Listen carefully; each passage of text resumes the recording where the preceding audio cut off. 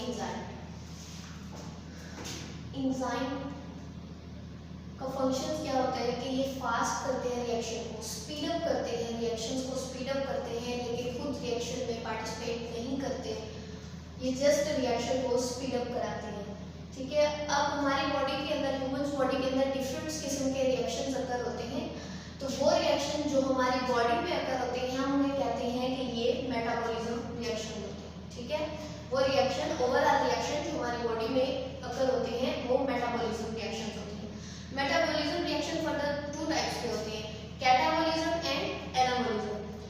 वो रिएक्शन जिनमें larger molecules break हो जाते हैं स्मॉलर मॉलिक्यूल्स के अंदर, उन्हें हम कहते हैं ये कैटाबॉलिज्म रिएक्शन है। लाइक दिस, ये एक लार्जर मॉलिक्यूल है, ये ब्रेक डाउन उसकी हुई है टू स्मॉलर मॉलिक्यूल्स के अंदर।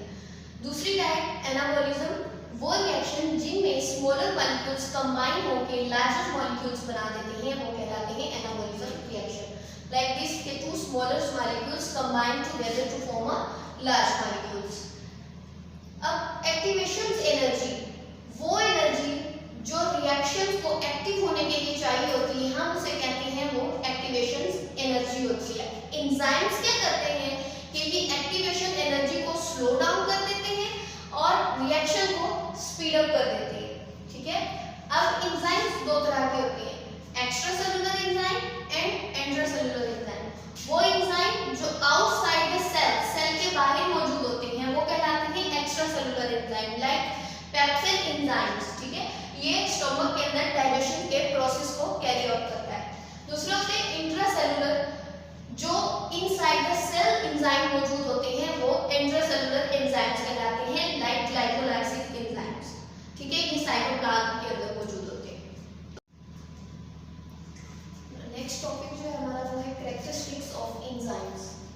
1878 के अंदर विल्हेल्म आर्नोल्ड ने डिस्कवर किया था वर्ड एंजाइम्स। अब एंजाइम बेसिकली होते क्या है, एंजाइम इज अ प्रोटीन, और प्रोटीन्स क्या होती हैं अमीनो एसिड से मिलकर बनती हैं। जब अमीनो एसिड कंबाइन होते हैं तो तब प्रोटीन्स बनती हैं। ठीक है, हम कह सकते हैं कि जितने भी एंजाइम होते हैं वो सारे के सारे प्रोटीन्स होते हैं, लेकिन जो सारे के सारे प्रोटीन्स हैं वो एंजाइम्स नहीं होती। प्रोटीन जो एंजाइम होते हैं ये ग्लोब्यूलर प्रोटीन्स होती हैं और इनके स्ट्रक्चर जो होते हैं ये 3 डायमेंशनल स्ट्रक्चर्स होते हैं।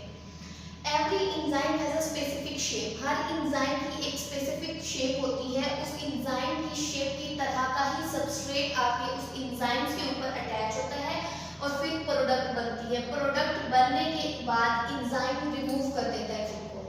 ठीक है, इसका मतलब ये ऐसे खुद रिएक्शन में पार्टिसिपेट नहीं कर रहा लेकिन रिएक्शन को स्पीड अप करा रहा है।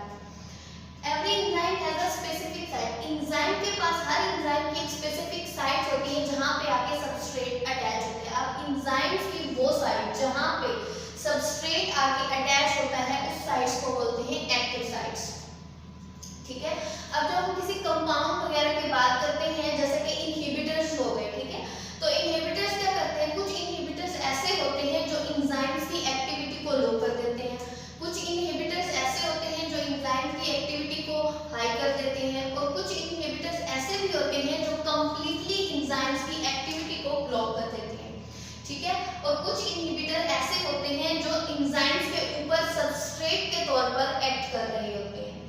ठीक, ये इनकी कैरेक्टरिस्टिक्स है जो एंजाइम्स की हम डिस्कस कर रहे हैं। सम एंजाइम्स या कुछ एंजाइम्स ऐसे होते हैं जिन्हें अपना फंक्शन परफॉर्म करने के लिए किसी एलिमेंट्स की जरूरत होती है। वो एलिमेंट्स जो एंजाइम अपना फंक्शन परफॉर्म करने के लिए लेता है उन एलिमेंट्स को कहते हैं कोफैक्टर। अब ये जो कोफैक्टर्स होते हैं ये एंजाइम और सबस्ट्रेट्स के दरमियान ब्रिज के तौर पर एक्ट कर रहे होते हैं। ठीक है, अब ये जो कोफैक्टर्स होते हैं ये दो तरह के होते हैं। अगर ऑर्गेनिक कोफैक्टर्स टाइटली बॉन्ड होते हैं एंजाइम्स के साथ तो ऐसे एंजाइम्स को हम कहते हैं प्रोस्थेटिक एंजाइम्स। ठीक है, और अगर ऑर्गेनिक कोफैक्टर लूजली अटैच होते हैं एंजाइम्स के साथ तो इन्हें हम कहते हैं कोएंजाइम। इनकी एग्जांपल्स होती हैं विटामिन्स। ठीक है, ये ओवरऑल थे एंजाइम्स के कैरेक्टरिस्टिक। अब एंजाइम किस तरह से वर्क करते हैं, मैकेनिज्म क्या है इनका, तो दो साइंटिस्ट ने इस पर वर्क किया। इमेल फिशर ने 1894 में अपना मॉडल पेश किया, लॉक एंड की मॉडल, और डेनियल कॉशलेट ने 1958 के अंदर एक मॉडल इंट्रोड्यूस कराया, इंड्यूस्ड फिट मॉडल। अपना जो लॉक एंड की मॉडल दिया, अब उसने कहा कि जैसे कि हर लॉक की एक स्पेसिफिक की होती है, तो इस मॉडल के अकॉर्डिंग हर एंजाइम का एक स्पेसिफिक सबस्ट्रेट होता है, ठीक है। तो इस एंजाइम की जो एक्टिव साइट, इस मॉडल के अकॉर्डिंग ये था कि एंजाइम की जो एक्टिव साइट होती है वो रिजिड होती है, यानी हर एंजाइम का एक स्पेसिफिक सबस्ट्रेट है और वही सबस्ट्रेट ही जस्ट एंजाइम के साथ आके अटैच होगा, अदरवाइज कोई दूसरा सबस्ट्रेट उसके ऊपर अटैच नहीं हो सकता। दूसरा जो मॉडल पेश किया डैनियल कॉशलर ने 1958 के अंदर, उनके मॉडल ने जो उन्होंने मॉडल दिया वो था इंड्यूस फिट मॉडल। इस मॉडल के अकॉर्डिंग एंजाइम की जो एक्टिव साइड होती है वो रिजिड नहीं होती, वो मोल्टेड फॉर्म में कन्वर्ट हो जाती है।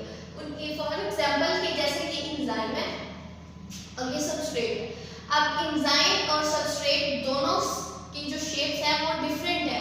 अब एंजाइम क्या करेगा, जिस तरह का सबस्ट्रेट है खुद को उस फॉर्म में मोल्ड कर देगा।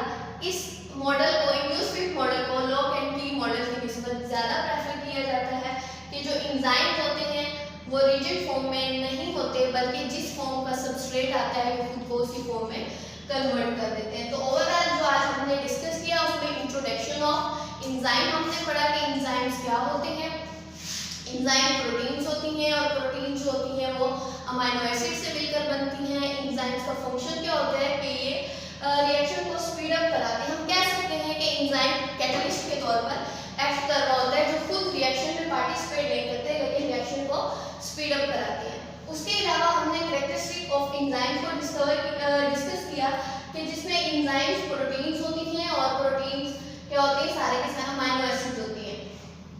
एंजाइम जो होती हैं वो ग्लोब्यूलर प्रोटीन होती हैं और इनके जो स्ट्रक्चर होते हैं वो 3 डायमेंशनल होते हैं। Every enzyme has a specific substrate, कि हर एंजाइम का जो सबस्ट्रेट होता है वो स्पेसिफिक होता है, वही सबस्ट्रेट आके एंजाइम के साथ अटैच होता है, फिर प्रोडक्ट बनती है और प्रोडक्ट बनने के बाद एंजाइम्स रिमूव हो जाते हैं। उसके अलावा एंजाइम के पास एक स्पेसिफिक साइट्स होती हैं जहाँ पे आके सबस्ट्रेट अटैच होती हैं, उस स्पेसिफिक साइट्स को हम कहते हैं एक्टिव साइट्स, ठीक है। उसके अलावा हमने बात की इनहिबिटर्स की, कि इनहिबिटर्स किस तरह वर्क करते हैं। कुछ इनहिबिटर एंजाइम्स की एक्टिविटी को फास्ट कर देते हैं, कुछ उसकी एक्टिविटी को लो कर देते हैं, कुछ इनहिबिटर खुद एज अ सबस्ट्रेट एंजाइम्स के ऊपर वर्क करने लग जाते हैं।